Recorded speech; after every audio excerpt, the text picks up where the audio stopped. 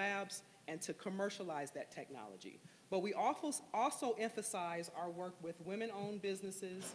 We want to make sure that they participate, minority-owned, veteran-owned, HBCUs, and minority-serving institutes. So what's the benefit for the different entities to work with STTR? For small businesses, I think the top line is relationships. There are a lot of universities out there that have capabilities that are in line with your business interests. It is best to understand those universities, what they can bring to bear on your business goals, and also how to work with them to bring them into the fold with STTR, with the federal agencies. You also get access to some of the students, the graduate, sometimes undergraduate students, who might be pipelines for you to work with in your organizations. So there are a lot of intangibles also in the relationships that you build. Those universities have several different universities that they collaborate with. You'll hear from 3 of them or possibly 4 of them today who will speak to some of the ways that they've learned to navigate the field of coordinating with other small businesses.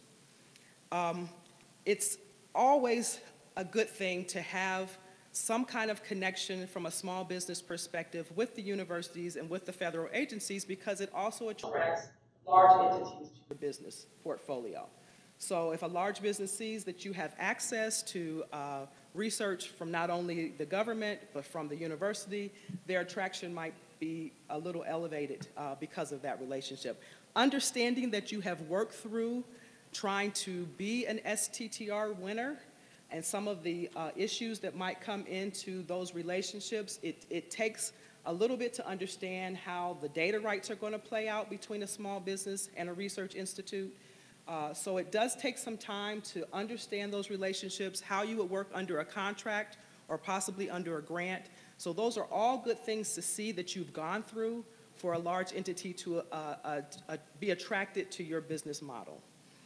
For research institutes, of course, it creates an opportunity of entrepreneurship in your research institute. You can get those young folks who have a very great minds in particular technology areas, but also leverage them to work with small businesses. This gets that technology out of the labs and possibly commercialized. So Jen also talked about this slide a lot, so I won't repeat it, but to say that STTR, even though we are 10 years younger, we still have over our 26 years, particularly for NASA, we have made up to $300 million in awards. We leverage the same in-house SMEs that SBIR does.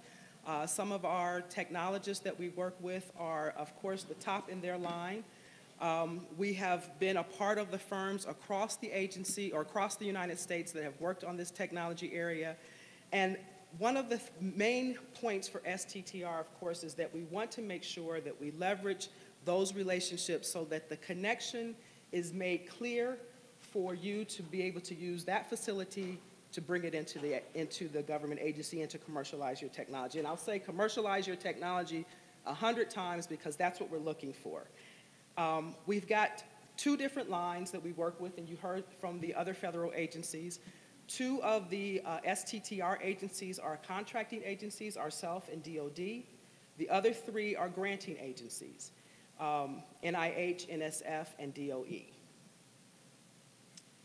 Jen also talked about this slide. So and you just heard from those of you who were in the panel with the I-Corps, all of those companies were STTR companies.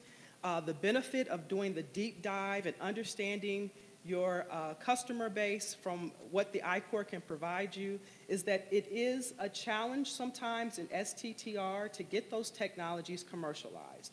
So you want to understand where the opportunities lie within the different industry bases, also having a perspective so that if you do want to pivot your technology, you have an opportunity to do that and learn of those opportunities through I-Corps.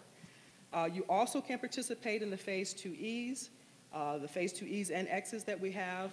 You are also capable of participating in the CCRPP programs that we have. So the exact same opportunities that are provided to SBIR firms are also provided to STTR. Your intellectual property, and that's sometimes some things that come out that have to be worked out between the small business and the research institute. Understanding, though, that that intellectual property is yours. The government does have government purpose use of it, but ultimately the property that you develop from working in our SBIR is yours. You want to work it out with your research institute on how you share that, but it is not something that the government takes any rights to. We want to see you commercialize it. We want to see you benefit from it.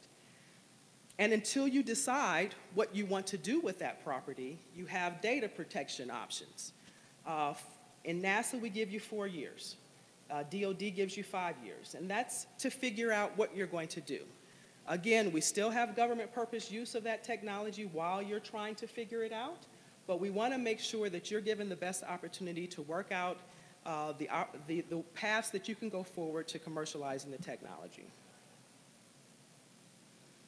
This slide just kind of shows that we are a program that has very new small businesses and small business research institute teams that come into play. 34% of those applicants are new. 18% of those are first-time awardees. So they do find NASA, a home in NASA to bring their technologies, and they are successful. I won't repeat the I-Core, but if you weren't at the previous session, it is an opportunity for you to do a deep dive into understanding who your customer is, and the opportunity to figure out if that path for your customer, as many folks have said, NASA may not be the commercial path that is going to give you the biggest bang for your buck. So you do want to find, and we take a lot of effort to make sure that our subtopics are addressing both a NASA need and looking for a commercial viable path for the small business. But I-Core will also do a lot of effort in gearing you to where that opportunity might lie. You heard about the Mentor Protege program. I think they were also talking about that next door. That's an opportunity for you to actually get mentored by a large company that has gone through this, understands the waters that are ahead of you in getting your technology better commercialized and used not only for NASA, but for other government agencies. Also, our focus areas. As Jen laid out earlier, these are excellent places for you to kind of understand what NASA is looking for. These focus areas remain the same in every solicitation. We have not changed them for the last 2 or 3 years, and so I'm sure you can find an area where you fit in and also where you can collaborate with an RI.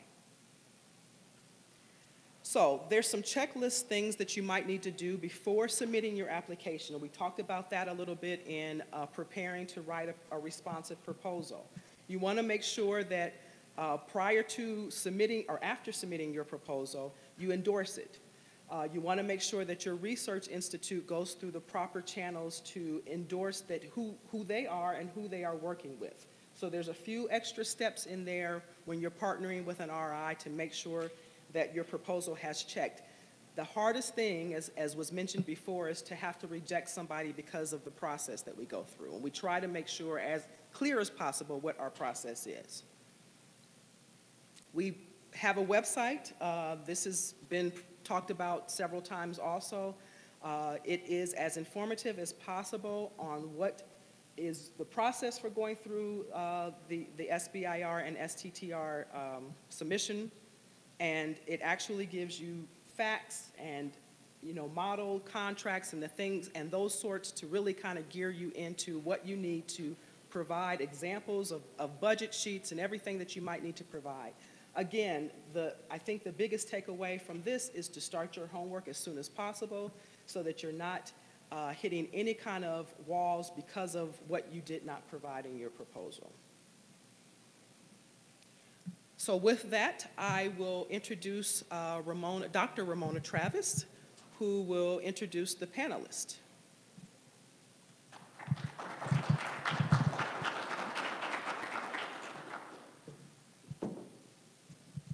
let's see, I'm not, can I just close this down? Okay, because I won't be using.